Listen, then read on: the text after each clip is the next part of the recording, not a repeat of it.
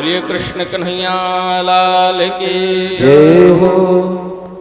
बड़े प्रेम से सभी ग्वाल बाल सभी माताएं आती हैं, एक दूसरे को बधाई देती हैं, बधाई लेती हैं। सारे ब्रजमंडल में यह बधाई बटी। देवता लोग भी अवतार लेके आए हैं। सारे देवता बधाइयां देने के लिए, दर्शन करने के लिए आते हैं। बजत बधाई धुनि छाई तिहु लोकन में, आनंद महर के नचत सुरताल की।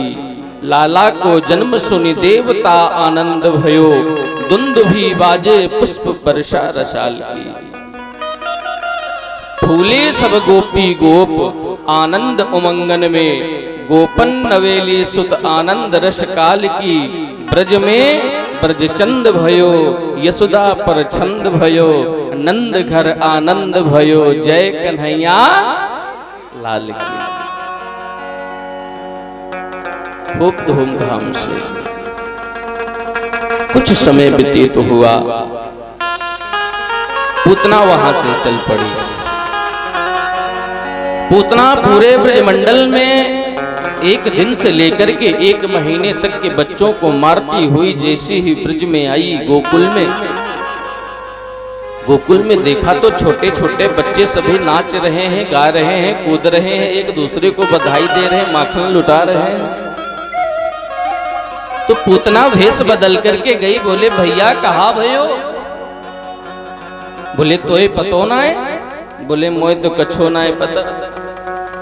अरे भैया 90 वर्ष की उम्र में हमारे यशोदा जी के लाला भयो है। अच्छो। पूतना ने कहा भैया मैया से हमको भी मिला दे चल के। अब छोटे छोटे बच्चे सभी चल मैया से मिला दो। तो पूतना गई। 90 वर्ष की 85 वर्ष की बुढ़िया यशोदा, अरे मैया बधाई हो, बधाई हो। हाँ बहन कहाँ ते आई तू? अब पूतना ने इतना लंबा रिश्ता बतायो, सोई बुढ़िया चकरा गई महाराज। तेरी फूफा की फूफी की बहन की पोता की पोती की पुत्री में तेरी बहन लगू, तुम मोए भूल गई। यशोदा ने कहा चल कोई बात नहीं बहन, तू बधाई दे कि ताई आई है, कोई बात ना है। तू तो लाला ये पालने में लेट रहे हो है, सो रहे हो है, सो तू खिला और मैं अंदर से तेरे ताई कुछ नाश्ता करवे के लिए कछु ले आऊं। अब यशोदा मैया तो सभी कार्यों में व्यस्त हो गई अंदर जाकर के। पूतना ने यही मौका देखा, पूतना ने सीधा कन्हैया को उठा लिया गोद में और उठा करके जैसे ही स्तनम दत्वा मुखात, जैसे ही कन्हैया के मुख में उस विष लगा हुआ कालकूट ज्यों ही मुख में दिया तो कन्हैया ने आंख बंद कर लिया। मानो कि कन्हैया ने आंख बंद करके भगवान भोलेनाथ का ध्यान किया। भोले बाबा विष पीने का तो तुमको बहुत बड़ा अभ्यास है ना। अरे आपने तो त्रिलोकी दहनात भी साथ पूरे त्रिलोकी को नष्ट कर देने की जिस विष में क्षमता थी उसको आप पी गए थे। और ये हमारी मौसी आई है मामा के यहाँ से और ये हमको विष पिलाना चाहती है। इसलिए बाबा तुम आओ, विष का पान तुम कर लो और इसके दुग्ध का पान हम कर लें। बोलो जय श्री कृष्णा। एक महात्मा कहते हैं महाराज आंख बंद करने का कि भगवान के दाहिने नेत्र में सूर्य का निवास है और वाम नेत्र में चंद्रमा का निवास होता है। तो सूर्य चंद्रमा जो ही देखे तो इन्होंने विचार किया कि जब हम रामावतार में आए थे तो सर्वप्रथम हमको राक्षसी को ही मारना पड़ा जिसका नाम ताड़का है। और जब इस अवतार में भी आए तो ये हमारी मौसी आ गई, इसका तो कल्याण करना ही है। सो आंख बंद कर लियो। एक महात्मा तो कहते हैं, देखिए अनेक अर्थ करते हैं विद्वान तो, सूरी जन तो एक शब्द के अनेक अर्थ होते हैं। उन्होंने ध्यान करके कहा कि भगवान ने इसलिए आंखों को बंद किया क्योंकि आखिरकार ये पूतना जो कार्य करने जा रही है, ये कार्य तो मां का होता है, और इसको जो गति देनी है वो जो माँ को, मेरी माँ यशोदा को, देवकी को जो बाद में मिलनी है, वो गति इसको पहले देना है हमको। तो ध्यान लगा करके गोलोक धाम में वैकुंठ में देखा कि कछु स्थान है कि ना अभी है। यदि एक हो सीट खाली हो तो या को हम भेज दें। यूं ही पुतना ने विष पिलाना शुरू किया। कन्हैया ने विष दुग्ध के साथ साथ उसके प्राणों को खींचने लगे। जैसे ही उसके प्राणों को खींचा, वो झटपटाने लगी, अपने विकराल रूप राक्षसी रूप में आ गई और कन्हैया को लेकर के यमुना के किनारे दौड़ पड़ी। सा मुंच मुंचालम प्रभाषणी निस्पिण्यमाना अखिल जीव मरमणि। वो पूतना चीखती हुई, चिल्लाती हुई, जोर जोर से, लाला छोड़ छोड़ छोड़। कन्हैया ने कहा, मौसी जी, पहले तो हम किसी को जल्दी से पकड़ते नहीं हैं, जिसको एक बार पकड़ लेते हैं तो फिर उसको कल्याण ही करके छोड़ते हैं। बोलो राधे राधे। पूतना धड़ाम से जमीन में गिर गई और उसका प्राणांत हो गया। भगवान की कुल उम्र अभी 7 दिन की है। 7 दिन का बालक तो करवट भी नहीं बदलना जानता, करवट लेना भी नहीं जानता, लेकिन कन्हैया उसके वक्षस्थल पर चढ़ करके मुष्टि प्रहार कर रहे हैं, छाती में चढ़ के। और जानते हो, पूतना का शरीर बड़ा विकराल था। विद्वान लोग तो कहते हैं कि पूतना का शरीर 6 कोस का था। 6 कोस, एक कोस में 3 किलोमीटर होते हैं। क्षत्रिय 18 किलोमीटर का शरीर था। और उन 18 किलोमीटर के अंतर्गत जितने वृक्ष पौधे यमुना के किनारे थे, सभी चकनाचूर हो गए। इतना विकराल रूप।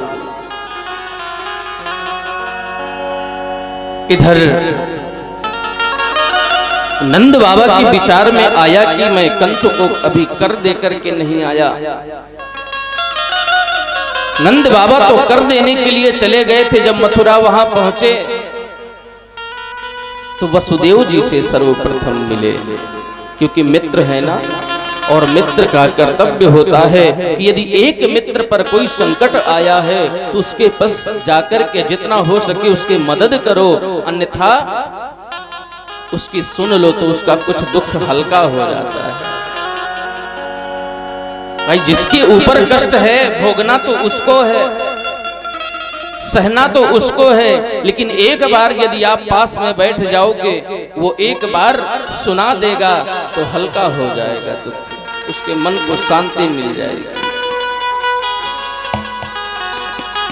नंद बाबा ने विचार किया कि जिस दिन से इनका विवाह हुआ है, कारागार में मथुरा में कैद है, पहले तो मुझे वसुदेव जी से मिलना चाहिए। जैसे ही वसुदेव जी के पास में पहुंचे, भैया हमने तो ऐसा सुना है कि आपके 1-2 पुत्रों को क्या कहें, आपके यहाँ तो 6-6 संतानें हुई, लेकिन सभी संतानों की इस दुष्ट ने समाप्त कर दिया। और 7वां तो हुआ नहीं, 8वां जिसको बालक के रूप में आना था वो भी कन्या हुई, लेकिन इस दुष्ट ने उस कन्या को भी नहीं छोड़ा कि अहो ते देवकी पुत्राः कंसेन बहवो हताः एकावशिष्टा वरजा कन्या कन्या सापि दिवंगता। एक ही तो कन्या हुई थी, उसको भी इसने नहीं छोड़ा। लेकिन वसुदेव जी ने कहा, भैया ये सब मेरे प्रारब्ध का, मेरे कर्मों का दोष है, मेरे प्रारब्ध का दोष है। लेकिन तुम दुखी मत हो। हमने तो ये भी सुना है कि आपके भी घर में एक बालक हुआ है, तो यदि मानो तो क्या मेरा वो बालक नहीं है? नंद बाबा ने कहा भैया वो तो तेरा ही छोरा है। अब देखो जानते नहीं है एक दूसरे, लेकिन जब मानो तो अपना ही है। अच्छा, और मैंने तो ऐसा सुना है भैया कि ब्रज में पूतना गई है और वो बड़ी विकराल राक्षसी है, तुम जल्दी जाओ, करो वही वार्षिको दत्तो संतुत पाताश्च गोकुले। इसी वक्त तुम तुरंत गोकुल पहुंचो, क्योंकि मुझे संकट समझ में आ रहा है। महाराज, जिसके 90 वर्ष में कोई संतान हुई हो, उसको कोई बता दे कि खतरा है तो उसका मन लगेगा? वो तुरंत गया, नंद बाबा गए और कंस को कर दिया, और जैसे ही गोकुल पहुंचे तो यहां तो हाहाकार मचा था। सारी गोपिकाएं जैसे धड़ाम से टूटने की आवाज आई, दौड़ करके पहुंचे। वहां पर जाकर के देखा तो 7 दिन का बालक क्रीड़ा कर रहा है, खेल रहा है पूतना के शरीर पर। दौड़ के जाकर के उठा लिया और यशोदा मैया को बड़ी डांट लगाई। अरे मैया, इस प्रकार से कोई बालक को देता है क्या? ये कौन थी तेरी जिसको तूने इसको बालक दे दिया? यशोदा मैया ने सर पकड़ा, बोले बहन क्या बताऊं, ये मेरी बहन बनकर के आई थी, मुझे काहे पतो कि ये राक्षसी है। बड़ा लंबो रिश्ता बतायो, मैं चकरा गई, सोई बालक इसके हाथ में दे दिए। सभी गोपिकाएं कन्हैया को लेकर के आई हैं गौशाला। गौशाला में लाकर के कन्हैया को पंचगव्य से स्नान कराया। देखिए, पंचगव्य की विशेषता होती है कि पंचगव्य में तो वो सामर्थ्य है कि हड्डियों तक के पापों को विनष्ट कर देता है, नष्ट कर देता है। हमारे आचार्य गण जजमानों को पंचगव्य प्राशन कराते हैं और पंचगव्य से स्नान भी किया जाता है। जब प्रायश्चित यजमान का जब प्रायश्चित संकल्प होता है, 10 स्नान होता है, उसमें नियम है कि यत्त्वगस्तिगतं पापं देहे तिष्ठति मामके प्राशनात् पंचगव्यस्य दहत्वग्निरिवेन्धनम्। महाराज, जैसे ही व्यक्ति एक बार पंचगव्य का प्राशन करता है, उसके समस्त पाप भस्मीभूत हो जाते हैं। अच्छा, ये बताइए, हमारे पुराण शास्त्रों में धर्म, सनातन धर्म में कितने पुराण हैं? कोई बता सकता है? मालूम है किसी को? नहीं मालूम। 18 पुराण है, लेकिन 19वां जो पुराण है वो हमारी माताओं ने बनाया है। मालूम है उस पुराण का क्या नाम है? वात्सल्य पुराण। क्योंकि माँ की ऐसी ममता होती है, माँ का स्नेह होता है, माँ का प्यार होता है कि वो एक पुराण से भी बढ़कर के होता है। सभी माताएं गौशाला में स्नान कराकर के गौ माता के पूंछ से भगवान कन्हैया को झाड़ा दे रही, नजर उतार रही हैं, क्योंकि राक्षसी का स्पर्श हुआ है ना। राक्षसी अशुद्ध होती है, अपवित्र होती है। अब मंत्र जानती हो क्या बोलते हैं? मंत्र बोल रही है, नारायणं हृषिकेशं प्राणान् नारायणो वतुः। भगवान हृषिकेश मेरे लाला के प्राणों की रक्षा करें। भगवान ने जैसे सुना, भगवान तो मुस्कुराने लगे मन में। भगवान ने कहा, फिर कहती हैं, प्राणान नारायणो वतुः इंद्रियाणि हृषिकेशम। भगवान नारायण तो स्वयं साक्षात प्राणों की रक्षा करें और हृषिकेश भगवान इंद्रियों की रक्षा करें, शरीर की रक्षा करें। अब भगवान मुस्कुराने लगे कि हमारे ही नाम से हमें झाड़ा दिया जा रहा है, लेकिन ये माँ का स्नेह होता है, माँ की ममता होती है। भगवान ने जो पूतना का वध किया, ये पूतना है कौन?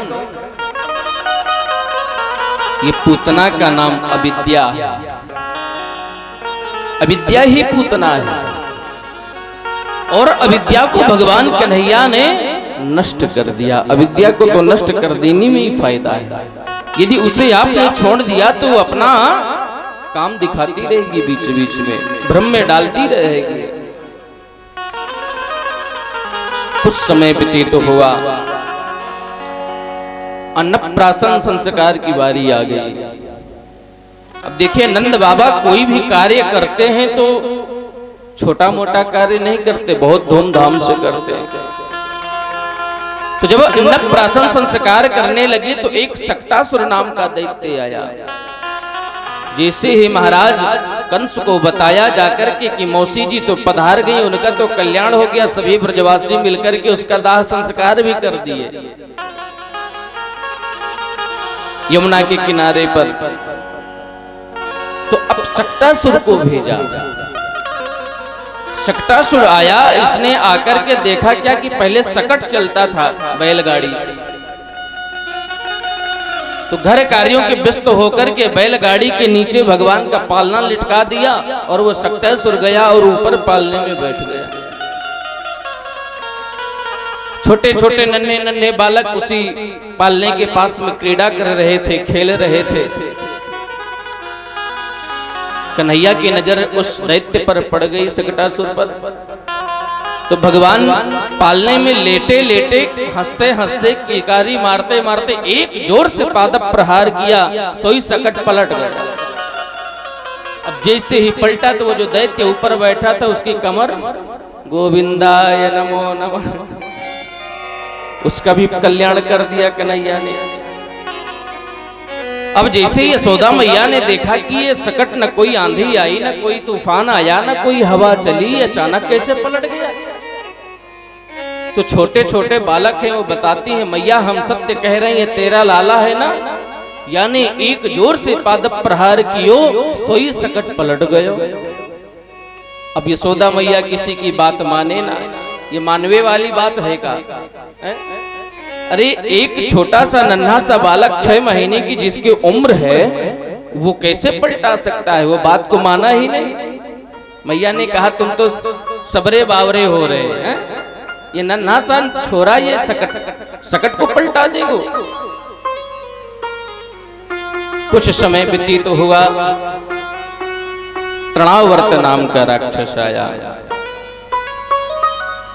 तृणावर्त माने होता है तिनकों का समूह। हवा का बवंडर के रूप में आया और आंगन में लेटे हुए कन्हैया को लेकर के आकाश मंडल में उड़ गया। जैसे ही आकाश मंडल में उड़ा, कन्हैया को पालने से लेकर के कन्हैया ने सोचा कि यदि हमने तनिक भी देरी लगाई तो ये मथुरा ले जाएगा हमको। तो कन्हैया उसके पीठ में बैठ गए और जैसे ही पीठ में बैठे तो कन्हैया ने कहा वाह मामा जी, बहुत सुंदर हेलीकॉप्टर भेजा है, पूरे ब्रजमंडल का दर्शन कर रहे हैं। ये ललिता को घर है, ये विशाखा को घर है, ये राधा को घर है, ये मनसुखा को घर है, सभी सखाओं के घर का दर्शन कर रहे हैं। खुशी का पारावार ने, और जैसे ही मथुरा की ओर ले मुड़ा तो कन्हैया ने अपने भार को बढ़ाया, वजन को बढ़ाया। अब उसके मन में विचार आने लगा कि मैं जल्दबाजी में जल्दी जल्दी कहीं नंद भवन का छोरा के जगह कहीं शिला कोई उठा लाया क्या, कोई पत्थर उठा लाया क्या? अभी तो एकदम हल्का था, ये इतना वजन कैसे हो गया? भगवान ने कहा इसकी बुद्धि पत्थर में है। इसलिए भगवान ने पकड़ी गर्दन और घुमा करके शिला में ला करके ज्यों ही पटका, सोई गोविंदाय नमो नमः। बोलिए भक्त वत्सल भगवान की जय हो। देखिए, जब भी भगवान का अवतार होता है तो भोले बाबा अवश्य आते हैं दर्शन करने के लिए। कैलाश में बैठे हुए भोले बाबा के मन में विचार आया कि कन्हैया का दर्शन करने चलना चाहिए। भोले बाबा वहां से चल पड़े, अकेले दिगंबर भेष बना करके, जोगी भेष बना करके जैसे हे मथुरा के गलियों में डोलने लगे। क्या भेष बना है अनमोला,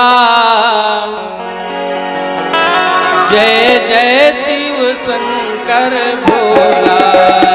क्या भेष बना है अनमोला, जय जय शिव शंकर भोला। क्या भेष बना है अनमोला, जय जय शिव शंकर भोला। क्या भेष बना है अनमोला, जय जय शिव शंकर भोला। जय जय शिव शंकर भोला।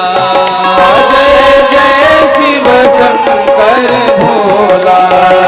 जय जय शिव शंकर भोला। जय जय शिव शंकर भोला। क्या भेष बना है अनमोला, जय जय शिव शंकर भोला। क्या भेष बना है अनमोला,